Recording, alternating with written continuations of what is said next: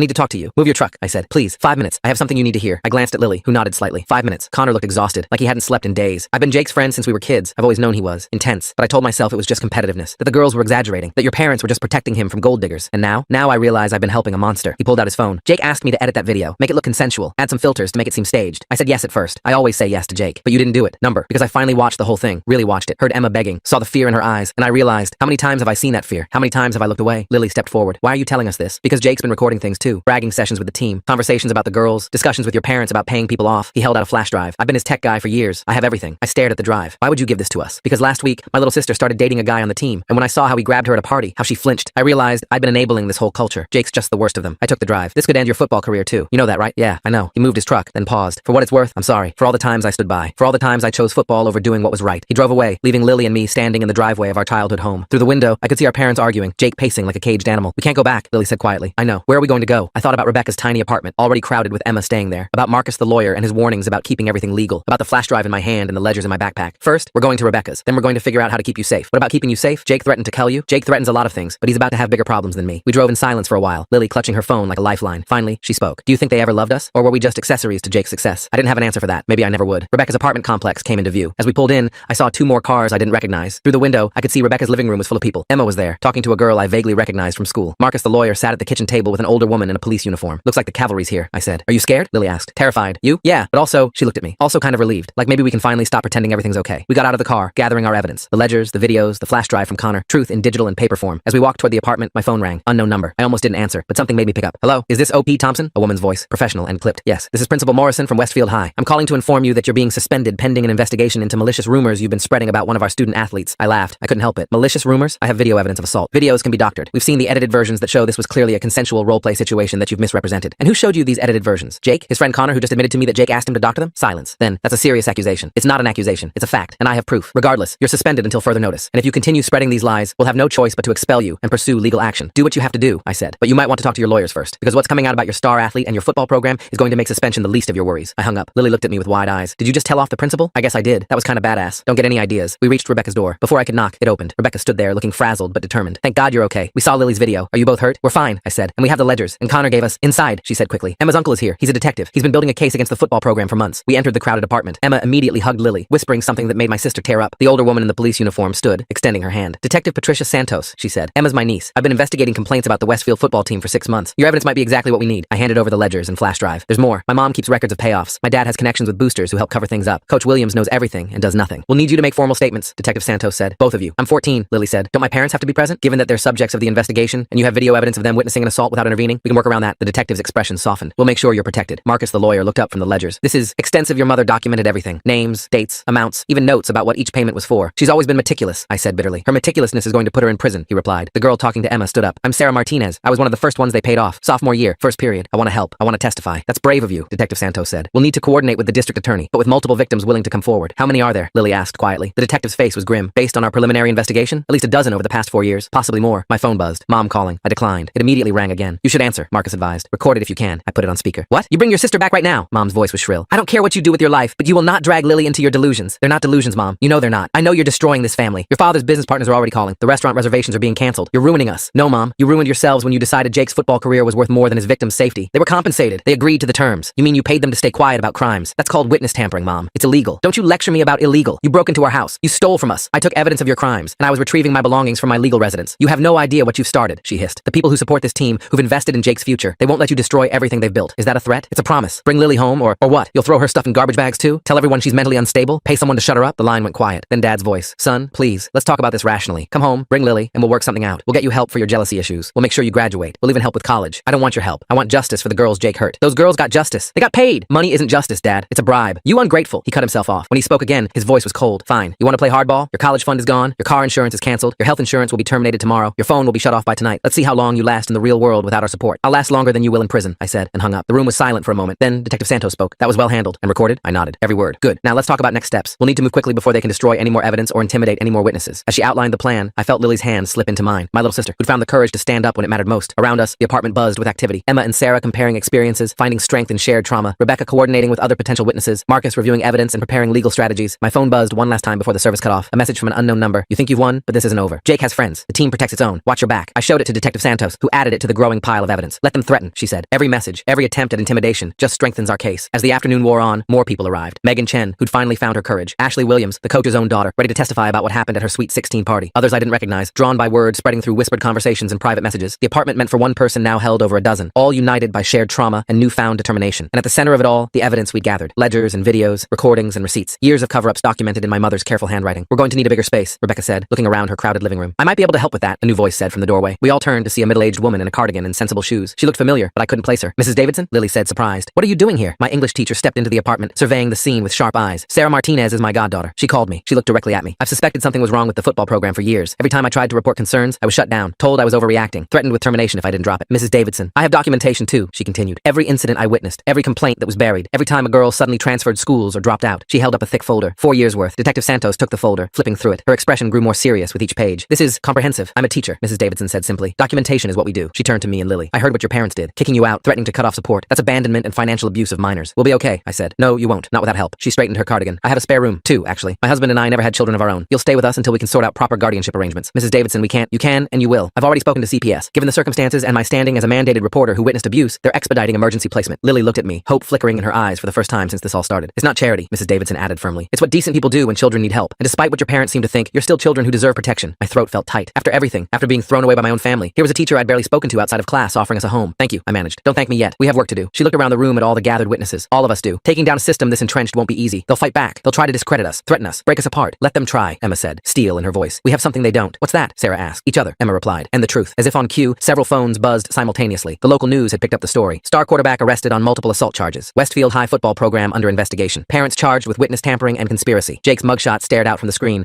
No longer the golden boy, but just another predator finally facing consequences. Below it, a note that he was being held without bail after violating the restraining order and making threats. It's starting, Detective Santos said. Once the media gets involved, more witnesses usually come forward. This is going to get bigger before it's over. I thought about my parents, probably huddled with their lawyers right now, trying to figure out how to spin this. About Jake, sitting in a cell instead of on a football field. About Coach Williams, watching his empire crumble. About all the people who'd enabled this system for years. Then I looked around the room, at the survivors finding their voices, at the adults finally stepping up to protect protect us, that my little sister, brave enough to stand up when it mattered most. Good, I said. Let it get bigger. Let it all come out. Every cover-up, every payoff, every time someone looked the other way. Let everyone see what they've been protecting. Mrs. Davidson put a hand on my shoulder. That's the spirit. Now let's get you and Lily settled. Tomorrow's going to be a long day. As we prepared to leave, gathering what few belongings we had, Rebecca pulled me aside. You did the right thing, she said. Recording Jake, gathering evidence, protecting Emma. Not many 17-year-olds would have that courage. I didn't feel brave, I admitted. I was terrified the whole time. That's what real courage is. Being terrified and doing the right thing anyway. We left the apartment in a convoy. Mrs. Davidson's sedan leading the way, Detective Santos following for security, and Rebecca bringing up the rear. As we drove through town, I saw people on their phones, no doubt reading the breaking news. By tomorrow, everyone would know the truth about Jake Thompson, golden boy turned predator, about the parents who covered for him, about the system that enabled him. But tonight, I was just a 17-year-old kid who'd lost his family, but found something else, something better. A community of survivors and supporters, united by truth and determination. A teacher who saw two kids in need and opened her home. A sister who chose courage over comfort. As we pulled into Mrs. Davidson's driveway, Lily squeezed my hand. We're going to be okay, aren't we? I thought about everything we'd lost, everything we'd gained, everything still to come. Yeah, I said. We're going to be okay. Mrs. Davidson's house smelled like cinnamon and old books. Lily and I stood in the entryway with our garbage bags while she bustled around, turning on lights and adjusting the thermostat. Her husband, a quiet man with kind eyes, took our bags without a word and headed upstairs. The rooms aren't much, Mrs. Davidson said, leading us up, but they're clean and private. Lily, you'll take the blue room. OP, the one at the end of the hall. My room had a single bed, a desk, and a bookshelf filled with classics. Through the window, I could see the lights of town, including the stadium where Jake had been king just days ago. Dinner's at 6, Mrs. Davidson said. We'll need to go over some paperwork for CPS, but that can wait until you've settled in. After she left, I sat on the bed, finally letting the weight of everything hit me. My phone, still miraculously working despite Dad's threats, buzzed with messages. Most were from numbers I didn't recognize. Classmates probably, who'd seen the news. A knock at my door. Lily peeked in, looking small in the oversized t-shirt Mrs. Davidson had given her. Can't sleep either? I shook my head. She came in and sat beside me, both of us staring at nothing. Do you think Jake knows we're here? Probably not. He's got bigger problems right now. My phone rang. Marcus. Sorry to call so late, he said when I answered, but I wanted to update you. The DA's office is taking this seriously. With the evidence you provided, they're looking at multiple felony charges for Jake. Your parents are facing conspiracy and witness tampering charges. What about the other girls? 3 more came forward tonight after seeing the news. Detective Santos is coordinating with them now. After he hung up, I found myself unable to sit still. I wandered downstairs, finding Mr. Davidson in the kitchen making tea. Couldn't sleep? He asked, pulling down another mug without waiting for an answer. We sat in silence for a while, sipping chamomile. Finally, he spoke. My nephew went through something similar. Not the same, but similar. Family chose their reputation over doing what was right. He looked at me over his mug. It gets easier. Not easy, but easier. The next morning came too soon. Mrs. Davidson drove Lily and me to school, where we were immediately called to the principal's office. Principal Morrison sat behind her desk, looking like she'd aged 10 years overnight. The suspension has been lifted, she said without preamble, given the developments in the situation. You mean given that you can't suspend me for telling the truth about crimes? Her jaw tightened. There will be an assembly today addressing the situation. Counselors will be available for any students who need support. What about the football team? Suspended pending investigation. All of them. I thought about Connor, who'd finally done the right thing. About the other players who'd stood by while Jake hurt people. About the system that had protected them all. The day was surreal. Whispers followed me through the halls. Some people avoided me like I had a disease. Others nodded respectfully. A few girls I'd never spoken to before stopped me to say thank you. In English class, Mrs. Davidson taught like nothing had changed, but I caught her checking on me throughout the period. When the bell rang, she asked me to stay behind. The CPS worker will be by the house at 4, she said. They'll need to interview you and Lily separately. Will they try to send us back? Over my dead body. At lunch, I sat alone until Sarah Martinez appeared with her tray. Mind if I sit? I gestured to the empty chairs. She sat down, picking at her food. I never thanked you, she said finally, for being the first one to actually do something. I just recorded what I saw. Number, you chose to act when everyone else chose to look away. That matters. More people joined us. Megan Chen, Ashley Williams, other girls whose names I was just learning. We didn't talk much, but there was something powerful in sitting together, no longer hiding. My phone buzzed. Unknown number. I almost ignored it, but something made me answer. Is this OP? A male voice, nervous. Who's this? I'm on the team. Was on the team. Look, I know you don't know me, but I need to tell someone. Coach Williams has been giving us more than just steroids. There's other stuff. Stuff that makes you aggressive, makes you not care about things. Why are you telling me? Because I've been taking them for 2 years, and last week I almost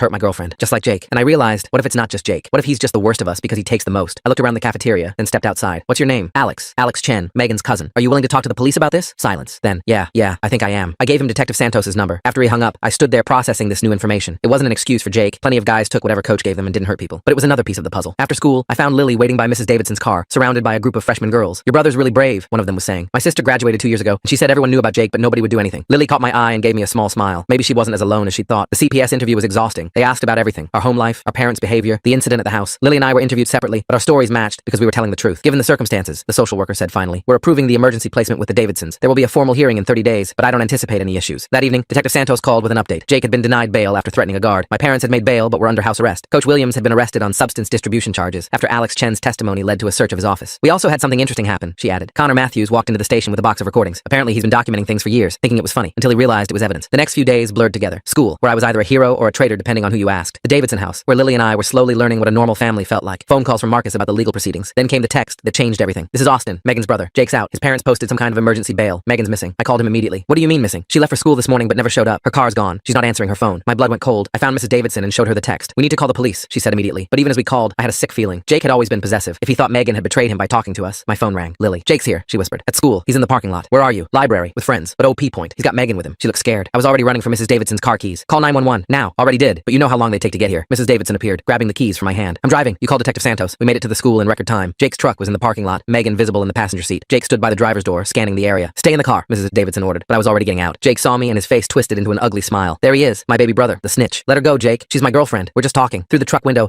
I could see Megan's terrified face. She mouthed something I couldn't make out. The police are coming, I said. You're violating your bail conditions just by being here. You think I care? You've already ruined my life. Might as well finish the job. He opened the truck door, and I saw what Megan had been trying to tell me. Jake had a knife. Jake, don't do this. Don't do what? Take my girlfriend for a drive? Have a conversation about loyalty? More cars were pulling into the parking lot. I recognized Rebecca's Toyota, Connor's truck. Word had spread fast. It's over, Jake. Let her go, and maybe you can still make a deal. A deal? He laughed bitterly. You know what my lawyer said? 25 to life. That's my deal. Because of you. Because of what you did. I didn't do anything those girls didn't want. Then why did you have to pay them to keep quiet? His face went red. He grabbed Megan's arm, pulling her partially out of the truck. She cried out, and that's when everything happened at once. Connor's truck screeched to a stop directly behind Jake's, blocking him in. Rebecca jumped out of her car with Emma and several other girls. More cars arrived. Parents who'd heard what was happening. Jake looked around wildly, realizing he was trapped. His grip on Megan tightened. Back off, all of you. Jake, please, Megan whimpered. You're hurting me. I'm hurting you? I bought you jewelry. I treated you like a princess, and you betrayed me just like the rest. Sirens in the distance, getting closer. Jake's eyes darted between the growing crowd and the knife in his hand. You won't do it, Connor said, stepping forward. I know you, Jake. You're not a killer. You're just a bully who's finally getting caught. Shut up. You betrayed me too. No, I finally stopped enabling you. There's a difference. The police cars screamed into the parking lot. Officers poured out, weapons drawn. Drop the knife. Detective Santos's voice boomed through a megaphone. Let the girl go. Jake looked at me one last time. This is all your fault. Then he shoved Megan away and raised the knife. Not toward her or anyone else, toward himself. Jake, no! I found myself running forward. The officers tackled him before he could do anything, the knife clattering across the asphalt. Megan collapsed into Austin's arms, sobbing. Jake was on the ground, screaming threats and obscenities as they cuffed him. I'll kill you, he screamed at me. I'll kill all of you. They dragged him away, still screaming. The crowd stood in shocked silence. Everyone needs to clear out, Detective Santos announced. This is a crime scene now. As people dispersed, I found myself standing with Lily, who had appeared from somewhere in the chaos. Is it over? She asked quietly. I don't know. Mrs. Davidson appeared, wrapping an arm around each of us. Come on, let's go home. That night, the news was full of the story. Jake's second arrest, the knife, the threats. My parents were shown being arrested again, this time for attempting to intimidate witnesses. Apparently, they'd been calling the other victims' families. The whole house of cards is falling, Mr. Davidson observed, turning off the TV. The next morning brought a call from Marcus. Jake's being charged with attempted kidnapping, assault with a deadly weapon, and making terrorist threats. He won't be getting out again. What about my parents? Their bail was revoked. They're being held pending trial. I should have felt relieved. Instead, I just felt empty. School was canceled for the rest of the week. Lily and I spent the days at the Davidsons, trying to process everything. Other victims came by. Emma, Sarah, Megan. We didn't talk about Jake or the case. We just existed in the same space, finding comfort in shared survival. Connor came by on Thursday, looking haggard. I wanted to apologize, he said, for all the years I stood by, for all the times I could have stopped him. You can't apologize to me, I told him. I'm not the one he hurt. He nodded, understanding. The other girls, would they talk to me? I want to apologize to them. You'd have to ask them. He left his number. Some of the girls would eventually call him. Others wouldn't. That was their choice to make. Friday brought another surprise. A woman showed up at the door, introducing herself as Jake's court-appointed attorney. I need to inform you that Jake wants to make a deal, she said. He'll plead guilty to all charges in exchange for a reduced sentence. But he has conditions. What conditions? He wants a face-to-face meeting with you. In prison, with attorneys present. Absolutely not, Mrs. Davidson said immediately. But I found myself considering it. What does he want to say? He says he wants to apologize, to explain. He says you deserve to know the whole truth. I looked at Lily, at Mrs. Davidson, at this woman offering me a chance to face my brother one last time. I'll think about it. She left her card. That night, I couldn't sleep, turning the decision over in my mind. Did I want to hear what Jake had to say? Did it matter? Saturday morning, Detective Santos called with news that made the decision for me. We found something in Coach Williams' records. Documentation going back years. Your brother. He's been on performance enhancers since he was 14. Substances that are known to increase aggression, reduce empathy. It doesn't excuse what he did, but it explains some of it. Your parents knew. They signed consent forms. They paid for the treatments. I thought about Jake at 14, already being groomed to be a star, already being pumped full of chemicals that would change his brain, still responsible for his choices, but maybe not entirely the monster I'd painted him as. I'll meet with him, I decided. The meeting was set for Monday. Mrs. Davidson insisted on coming with me, along with Marcus. The prison was an hour away, a gray building that looked exactly as depressing as I'd imagined. Jake looked smaller and orange, thinner. The arrogance was gone, replaced by something I'd never seen before. Fear. Hey, he said quietly. Hey. We sat across from each other at a metal table, lawyers on either side. I'm sorry, he started. I know that doesn't mean anything. I know it doesn't fix anything, but I'm sorry. For what, exactly? For all of it. For hurting Emma. For hurting all those girls. For trying to hurt you and Lily. For being what I became. What you became, you chose. I know. I chose to hurt people. I chose to use my strength against them. That's on me. But he looked at his hands. Do you remember when I was 14? When I started getting the injections? The steroids. Not just steroids. Other stuff. Stuff that made me feel invincible. Stuff that made me stop caring about consequences. Coach said it would make me a better player. Mom and Dad said it would secure my future. That's not an excuse. No, it's not. Plenty of guys took the same stuff and didn't become monsters. But I need you to know. The brother you remember. The one who taught you to throw a football when you were 6. He was real. Before the substances. Before the pressure. Before I let it all go to my head. I thought about those early memories. Jake helping me with homework. Jake defending me from bullies in elementary school. When had it all gone wrong? I'm going to plead guilty, he continued. To all of it. I'm going to get 25 years minimum. I'll be 45 when I get out. My life is over. The girls you hurt. I know. Their lives are changed forever because of me. I can't fix that. I can't take it back. All I can do is make sure I never hurt anyone again. Why did you want to see me? He was quiet for a long moment. Because you're my brother. Because despite everything, you tried to save me from myself that day in the parking lot. Because I wanted you to know that I know what I did was wrong. And because I wanted to ask you something. What? Look after Lily. She's going to need you. And maybe write me sometimes. Not now. Not for a long time. But maybe someday. I stood up. I can't promise that. I know. As we left, I looked back once. Jake sat at the table, head in his hands. My brother, the golden boy, reduced to a number in a system he'd never thought would apply to him. The drive back was quiet. Mrs. Davidson finally spoke as we pulled into town. How do you feel? I don't know. Empty, sad, relieved, all of it. That's normal. It'll take time to process. The trial happened 2 months later. Jake pled guilty to all charges. My parents were convicted of witness tampering, conspiracy, and child endangerment. Mom got 5 years. Dad got 3. The restaurant was sold to pay legal fees and settlements to the victims. The football program was disbanded. Coach Williams got 10 years for substance distribution and endangering minors.